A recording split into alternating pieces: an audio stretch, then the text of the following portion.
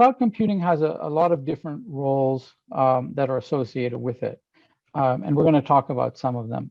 So let's talk about a cloud consumer. So a cloud consumer is a user of cloud products and services. So customers of AWS, customers of Azure, customers of Google Cloud, these are all cloud consumers.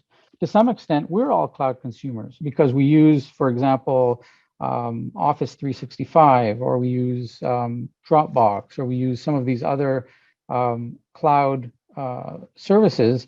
And so we're all cloud consumers. But the consumer is that group of people who actually use the cloud products and services. Okay, the cloud provider. The cloud provider is the purveyor of products and services. So it's in other words, the company or the group or the organization that delivers these products and services. So AWS is going to be our focus, and they're obviously the biggest provider of cloud services, but there are many other companies, and we'll touch on some of them that provide cloud products and services, and they're known as cloud providers. So we have cloud consumers who use, cloud providers who provide. Cloud brokers are an interesting group. So there was a lot of talk about cloud brokers, I would say about 5 years ago, and nowadays, I would say it's a little bit less. It's not as hot of a topic as it was a few years back. And the cloud broker is actually someone or a company or a tool that will sit in the middle of the user and multiple clouds. And so the idea is that if I wanted to stand up a server in AWS, or I want to use software in Azure or Google Cloud, I don't want to be stuck to one particular provider. And so the cloud broker would find you, and also let's say I wanted to find the best price. I wanted to store, but it didn't matter to me whether I was storing in AWS or Azure.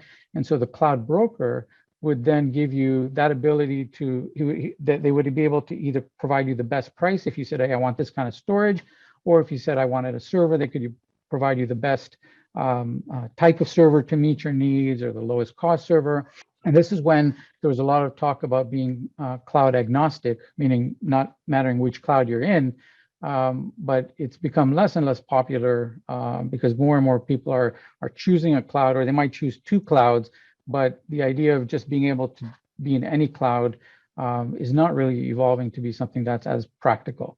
But that's what a cloud broker is. All right, the cloud auditor. It's a very important role, and many companies require cloud auditors because they're worried about security and they're worried about performance. And so an auditor is somebody who would come in and they would audit. Typically, it's your security environment. Are you meeting certain compliance requirements or security requirements dictated by the company?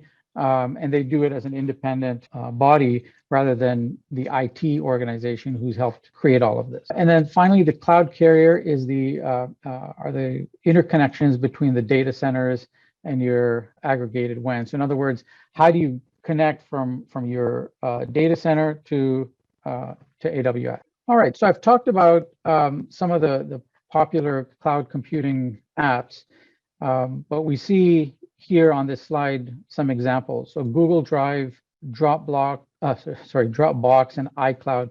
What's the commonality between those three? What do they all do? What kind of service do they provide? These are storage-based services, and we're going to talk about that in a minute, but these are storage-based cloud services. So you're actually storing your data in the cloud and then being able to access them from anywhere. How does that differ from Netflix? What is Netflix doing for you? They're providing you, the ability to watch movies. So it's a little bit different than just storage. Here you're getting kind of an application. You're getting a service.